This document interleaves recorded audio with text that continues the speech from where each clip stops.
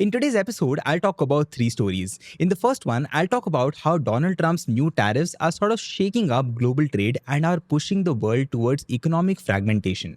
In the second story of the day, I'll talk about why US Fed Chief Jerome Powell is sounding unusually worried about the US economy's future. And in the third one, I'll talk about why gold prices are surging globally and why India's response has been surprisingly different here. Welcome to the Daily Brief Show by Zerodha, where our aim is to cut through the noise and simplify the biggest news and stories in the financial markets in a way that is easy for all of us to understand, yet one level deeper as compared to your traditional news channels. I am your host Anurag Bansal, and today is Monday, the 21st of April.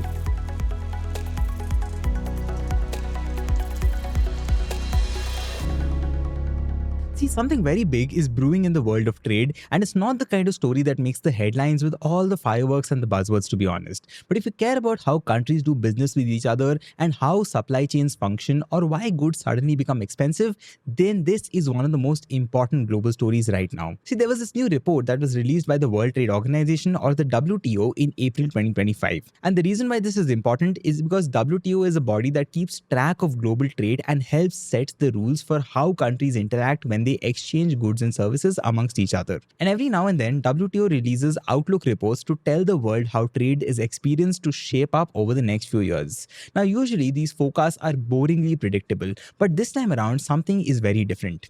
Earlier this year, the WTO had a fairly hopeful outlook. They expected global trade to grow steadily at around 3% in 2025 and 2026. And that, of course, was based on the assumption that while the global economy would continue to face its share of ups and downs as usual, nothing major would break the system as such. But the thing is, that optimism did not really last too long. In just a few months after that, that entire prediction has gone for a toss. Why? Because of course, Donald Trump and his tariffs. And while tariffs existed in Donald Trump's previous term as well, this time around they are far more aggressive. There are blanket tariffs, country-specific tariffs, product-specific tariffs, and you name it. Steel, automobiles, consumer goods, everything was on his radar. Now, several of these measures are already being rolled out as I speak or are in motion. And as a result, the world's largest importer, which is the United States, is slowly being yanked out of the global trade network by policy and not by accident. And when a player that is as big as the US changes course so drastically, it pulls the entire trade system off balance of sorts. And because of all of this, the WTO almost had to tear up its old assumptions and start once again from scratch. They now say that instead of growing, global merchandise trade might actually shrink by 0.2% this year. And that, ladies and gentlemen, is a complete U-turn from where things stood just a few months ago. And if things escalate from here, say Donald Trump reintroduces his so-called reciprocal tariffs, which are currently on a pause, by the way, the decline could get much, much worse. The WTO warns that global trade could fall by as much as 1.5% this year. And to put that into context for you, we are now looking at damage levels that are comparable to the 2008 global financial crisis. That is how serious things are. And what makes this even harder to grasp is the sheer level of uncertainty that is involved here. The WTO is admitting openly that they have never seen anything like this in modern trade history. They are trying to measure and model something that is called trade policy uncertainty, which is really just another way of saying we do not know what is coming next. Now, forecasting trade numbers in this kind of a situation is almost like trying to predict the weather in the middle of a cyclone. All the bets are against you. But the thing is, even in this particular storm, some trends are actually beginning to show up. The biggest shock obviously is being felt in North America, especially the United States. And since the whole policy change is centered around the US itself, it makes a lot of sense that the region is bearing the brunt the most. Now, the WTO estimates that North America alone will drag down global trade growth by 1.7% this particular year. And that is enough to pull the entire global figure into negative territory by itself. US exports are expected to fall by a staggering 12.6%, while imports could shrink by 9.6%. Now that, of course, is a massive hit to the world's trade engine. Everywhere else across the world, though, things are not so bad, but they are far from rosy as well.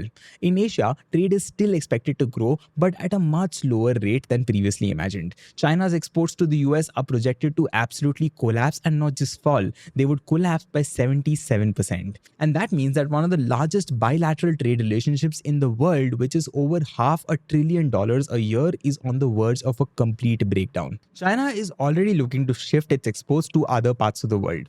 Europe, on the other hand, seems to be relatively steady over here. One big reason is that a large chunk of its trade happens within the European Union itself, so it is somewhat protected from the US-led trade shocks. The WTO says that Europe shall still contribute positively to global trade, but the contribution itself will be slightly lower than that they previously estimated.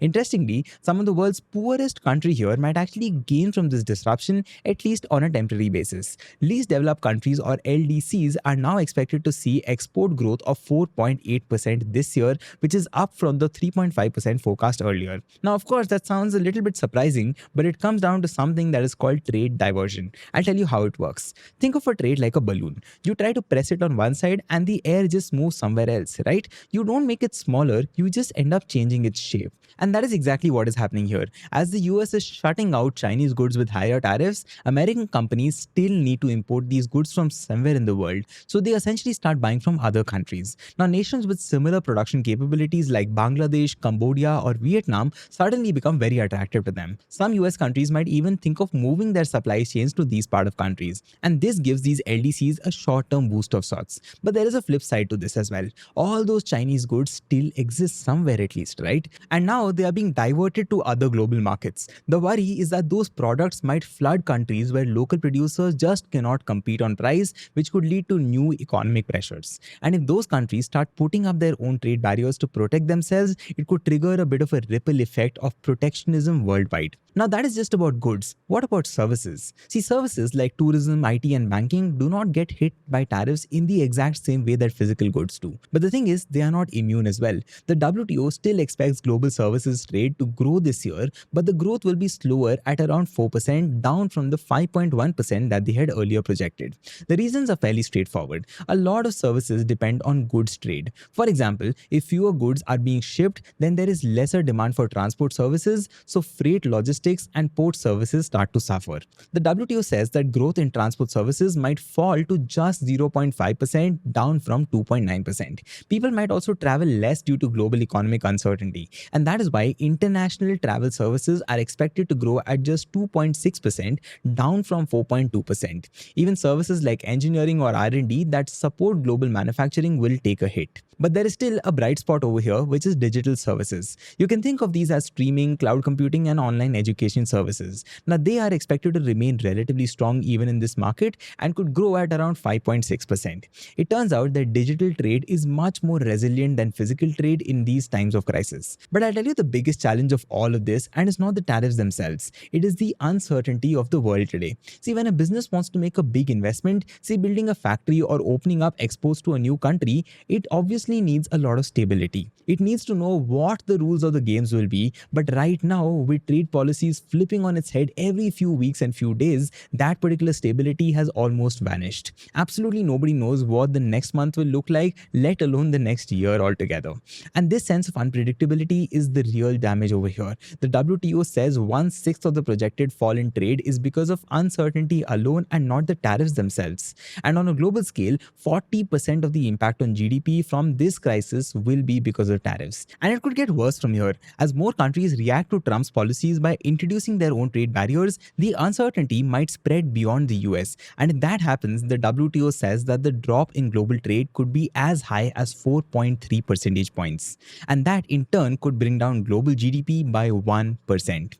But the real concern goes far deeper than just these numbers. What we are seeing right now might just be the beginning of something much more permanent, the fragmentation of the global economy. See, for the last few decades, the idea was that more trade would bring the world more closer.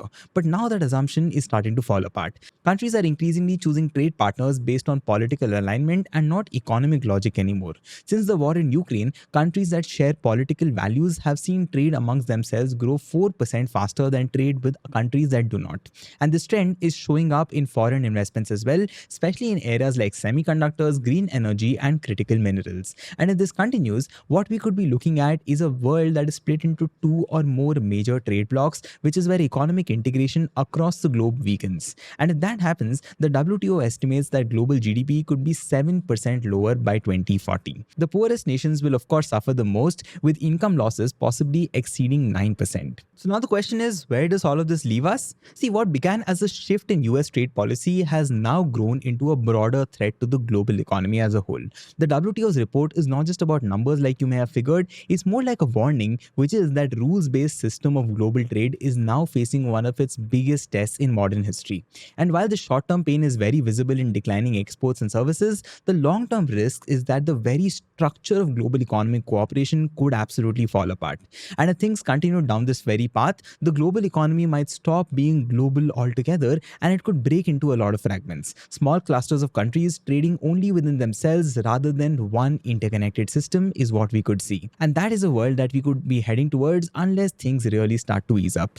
On that note, let's move on to the second story of the day. See, recently, the US Federal Reserve Chairperson Jerome Powell made a rare and strikingly candid appearance at the Economic Club of Chicago. Now, in a conversation with the former RBI Governor Raghuram Rajan, he laid out where the American economy stands right now and why there is a reason to worry for all of us. Now, mind you, this was not a typical central banker-like speech that was filled with abstract jargon or vague statements. This time around, Powell was actually unusually direct. And if you read between these lines of what he said, what he's saying is that the US economy is in a decent place today, but the road ahead looks very, very shaky, especially because of how uncertain and unpredictable the policy environment has become. Let me explain what exactly happened over here. See, at the center of all of this, Powell was describing a kind of economic fork in the road. The American economy, he said, is currently in a solid position. It grew by 2.4% last year, not explosive, but stable for sure.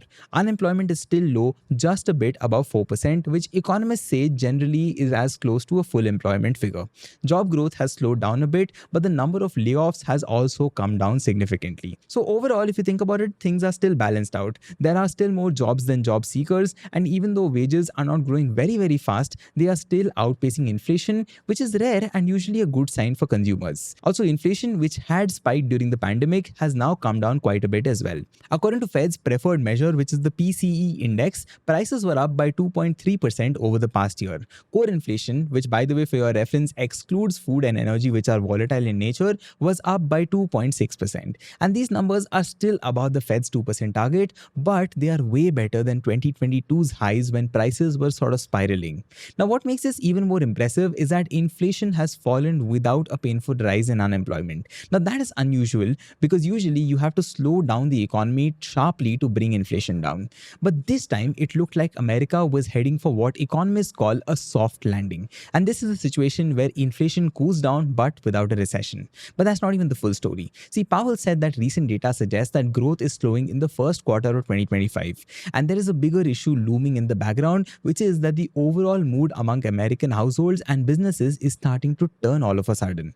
There has been what Powell calls a sharp decline in sentiment, and much of that is tied to fears about what the new US administration is planning to do, especially around trade, immigration, regulation, and government spending. And that brings me to what Powell openly addressed, which is the Trump administration's new policy direction. See, for your quick context, central bankers almost never comment on government policies. Their job is to stay neutral of sorts. But Powell this time around broke that tradition and spoke very frankly about how these policy changes are unsettling the economy. He was especially blunt about tariffs. The Trump admin has announced a new set of tariffs, and Powell said that these are significantly larger than anticipated. The level of tariff increases announced so far is significantly larger than anticipated, and the same is likely to be true of the economic effects, which will include higher inflation and slower growth. Now, of course, as you may know by now, tariffs have a double effect. It increases prices, which adds to inflation, and it can hurt economic growth because global supply chains get disrupted and business becomes less efficient. Powell made it clear that the impact of these tariffs is going to be larger than expected, not just in theory, but also a lot more in practice. He even warned that these tariffs could cause inflation to stick around for much longer than people expect. He said that it depends on three things. First, how big the tariff impact is, how much of that gets passed on to consumers as higher prices, and third is how people's expectations of future inflation respond. Basically, if people start believing that prices are going to stay high, that belief can itself fuel more inflation because businesses start pricing that in and workers start demanding higher wages accordingly. And to explain what this could potentially look like, Powell referred to what happened during the pandemic. See, there were severe shortages of semiconductors around that time, which is by the way the chips that is used in everything from your smartphone to your car, and that disrupted some things like car manufacturing. And the result of this was that car prices surged and that inflation lasted for years, which was long after the initial shock. Powell warned that tariffs could create a very similar kind of lingering inflation in other sectors as well this time around. In this case, You can look at the car companies, which their supply chains are likely seem to be on track to be disrupted significantly, and you would worry that. But now this puts the Fed in a very difficult position. The Federal Reserve has two jobs for your context. First is to keep the inflation under control and to ensure that employment stays high. Normally, these two goals move together. When the economy is doing well, there is more inflation and more jobs obviously. But when things slow down, both inflation and employment fall. Now that allows the Fed to either cool the economy or to support it depending on the situation that they find right at that moment. But currently, both inflation and unemployment could rise at the same time. Tariffs might push prices up while also hurting growth and leading to job losses. Powell called this a challenging scenario. The Fed's main tool, which is interest rates, can only push in one direction at a time. It can either fight inflation, which is by raising rates, or it can support employment by cutting interest rates, but not both, right? And that is a serious dilemma that they have. Powell admitted and he said, our only tool does only one of the two things at the same time. And if the Fed chooses the wrong thing here, they risk making things even worse, which could be either by fueling inflation or deepening a slowdown. So the question then is, what will the Fed do? See, Powell made it very clear that the central bank is not planning to make any moves right now. We're feeling are for higher unemployment and higher inflation, and our tool only does one of those two things at the same time. So it's a difficult place for central banks, to be in. The economy is still stable enough that they can wait and afford to watch. And this means no immediate rate hikes, but also no rate cuts as well. And that is a shift from where the markets were a few months ago. Back then, many people were expecting the Fed to cut interest rates multiple times this year, especially with inflation coming down. But now, with new risks from tariffs and policy uncertainty, that particular outlook has changed. Powell pointed out to JP Morgan's estimate, which is a 60% chance of a recession this particular year. And that, of course, was not a case just a few months ago. He also spoke about the elephant in the room, which is America's growing debt. He said that the federal debt is on an unstable path, even though it is not at crisis level yet. He pointed out that the real issue is where the money is going. The U.S. federal debt is on an unsustainable path. It's not at an unsustainable level, and no one really knows how much further we can go. Most of the growth in government spending is happening in three areas, which is Medicare, Medicaid, and Social Security, and also interest payment on that debt. These are locked-in expenses and they are ballooning. Meanwhile, most of the political arguments are happening over discretionary spending, which is actually a shrinking share of the budget.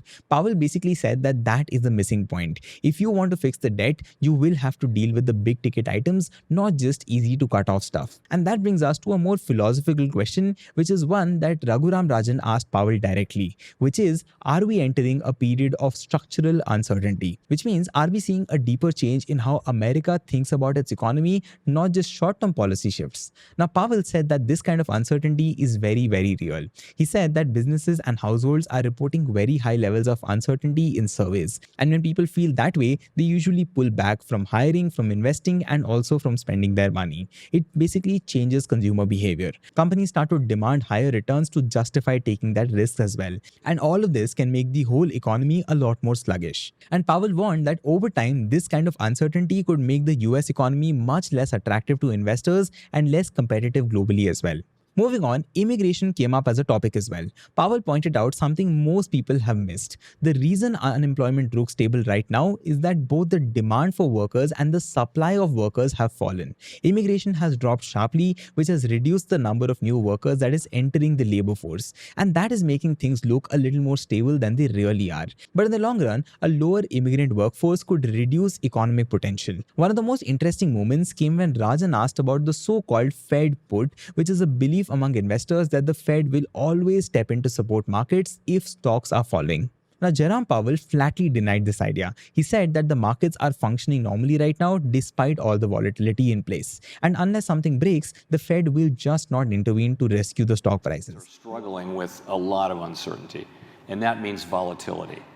But having said that, markets are functioning, conditional on being in such a challenging situation. Markets are doing what they're supposed to do. They're orderly and they're functioning just about as you would expect them to function. He also talked about the health of the banking system. See, there have been worries that there is too much exposure to real estate loans or private credit that could lead to the next crisis. But Powell said that he is not too worried about it yet. The banking system is, in his view, well capitalized and resilient at this point. But still, some smaller banks have a lot of exposure to commercial real estate, but regulators are definitely aware of it. The big banks, which are more important to the system, do not have the same risk levels. And Powell also said that as far as private credit is concerned, that is the world of non-bank lending, which is often backed by private equity firms. And these investments are usually locked in for long periods, which protects them from sudden withdrawals, unlike bank deposits. But he did admit that this sector has not been tested in a major crisis yet, so it remains a big question mark. So all in all, if I were to summarize this, Powell's tone was fairly calm, but the message underneath was very, very clear that the road ahead is very murky right now. The American economy is entering a period of high policy risk, and consequences of those risks could take many years to fully play out. We are no longer in a world of predictable trade flows, steady immigration, and bipartisan fiscal cooperation. We are in a world of deep political and economic uncertainty, and that changes how businesses invest, how households spend, and how the Fed makes decisions.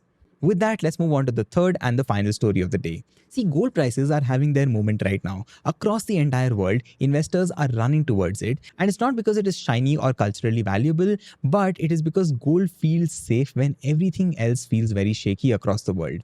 Let me take a step back and explain. See, the global economy, as we discussed in the first two stories as well, has been full of uncertainty lately. There is tension around trade, worries about inflation, and growing doubts about the strength of the US dollar. And in times like these, when people lose trust in currencies or the stock markets, they usually start looking for something stable, which is something that stood the test of time, and that is exactly where gold comes into the picture. Now, gold is not tied to any one country, and it does not rely on the policies of a central bank particularly, and that has been seen as a store of value for centuries when it comes to gold. So as you would expect, investors everywhere across the world have suddenly started piling into gold. And as a result of this, international gold prices have recently gone above the $3,350 per ounce mark, which is about 9,000 rupees per gram. Now, this is the highest that it has ever been. And if you zoom out and look at the long-term returns, gold has now outperformed the S&P 500 over the last 20 years. Now, that is despite the fact that gold remained mostly flat for almost a decade in the middle. The recent rally basically has been that strong. India has also mirrored this trend. Domestic gold prices have risen 23% this year alone and have touched 93,217 rupees per 10 grams. But gold in India is not just another financial asset like all of you may already know. It's very deeply personal to our country. We are one of the biggest consumers of gold in the world, and we just don't buy it to invest. We wear it, we gift it, and celebrate it as well. So when global gold prices rise, it affects not just our wallets, but also our behavior at scale. The World Gold Council recently released a report that shows how things are shifting on the ground. For starters, gold jewelry has become much less affordable now. Prices have hit the roof, and people are no longer buying gold jewelry the way they earlier used to. They are mostly buying it only when it is necessary, like say during weddings. Discretionary purchases, which is the kind that people make on a whim or for festivals, have also fallen quite sharply. What is also happening is a shift in how people are buying gold. Instead of spending money on new gold, many are now choosing to exchange their old gold jewelry. In fact, 40 to 45% of gold purchases in India right now involve some form of exchange itself. Now that of course is a very big jump, and it does make sense because with gold this expensive, recycling old jewelry definitely helps reduce the burden. Now here is where things get a little more interesting. Globally, investors are treating gold as safe haven. They are buying more of it to protect themselves from all of the uncertainty. But in India, investors are doing exactly the opposite. Instead of buying into gold ETFs, which are essentially investment products that track the price of gold, Indians are actually pulling money out of them. March saw small net outflows from gold ETFs. So in plain words, more people actually sold than they bought in these times. It basically looks like Indian investors are booking profits while the rest of the world is still rushing to buy gold. They have basically seen the rally through and they are now cashing out of it. And that's not just retail investors. The RBI of India as well has slowed down its gold buying. Over the last year or so, it had been one of the most aggressive gold buyers among central banks. Gold's share in our forex reserves has gone up by 4%, but now that prices have risen, the RBI has eased off. For context, in February, RBI did not buy any gold at all, and in March, they added only 0.6 tons, which is a sharp drop from its previous average of 6.6 tons per month. So the question is, what does all of this tell us? See, globally, gold is having a moment of its own. It has become the go-to option for safety, and prices have hit record highs. But in India, which is a country that has always had deep connections with gold, the response is a bit more cautious. People are buying less and they are exchanging more. Investors are taking profits, and even the central bank is slowing down. Everyone else across the world might be running towards gold, but Indians are choosing to stay grounded over here. That brings me to the end of the 3 stories of the day. With that, let's move on to the final section and talk about the quick news headlines. First, smartphones have become India's top export commodity for the first time in any financial year, clocking $18.31 billion in shipments during April 2024 to January 2025, according to the Department of Commerce. This marks a 54.7% rise from $11.83 billion in the same period last year, overtaking exports of automotive diesel fuel, which stood at $16.04 billion. Second, NTPC Limited has announced its decision to purchase 15 gigawatts of renewable energy that was left unsold from tenders it issued in the last 2 years. Acting as a Renewable Energy Implementation Energy or REIA, NTPC had floated tenders for 25 gigawatts, of which 60% remains without buyers due to states refusing to sign power purchase agreements. Third and the final one for the day, India's wheat stocks in government warehouses rose 57% year over year to 11.8 million metric tons as of 1st April 2025, reaching a 3-year high and comfortably surpassing the government's buffer target of 7.46 million tons. This rise comes at the start of the new crop year and provides relief amidst past concerns over domestic supply and price spikes. That's all the news and stories I have for you today. I hope you enjoyed this episode. This is your host Anurag Bansal signing off. Take care and I'll see you tomorrow. Disclaimer: this content is for informational purposes only. None of the stocks, brands, or products mentioned are recommendations or endorsements.